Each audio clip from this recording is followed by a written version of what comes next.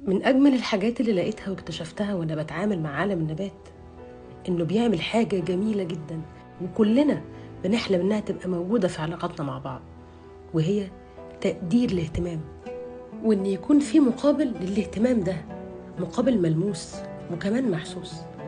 تعرفوا إن النبات بيحس بصاحبه، بيحس بخطوات صاحبه. وزمان قالوا إن أفضل سماد للزرع هي تراب رجلين صاحبه، وده دليل على إنه بيقدر جدا الاهتمام، لأنه ببساطة بيصون العشرة، بيطمر فيه الجميل، وبيقدر كل لحظة خدتها من وقتك وقضيتها معاه، وعمره ما فهم اهتمامك بطريقة غلط. علشان كده أنا بحب قوي علاقتي بالنبات، وبحب قوي إن على قد ما بديه اهتمام ورعاية، على قد ما كان سخي جدا وكريم معايا.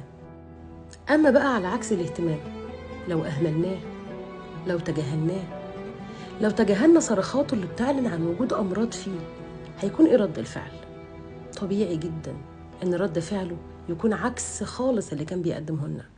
الورق الأخضر اللي كان بيزين المكان مع الوقت واحدة واحدة هيصفر ويدبل وينشف ويموت.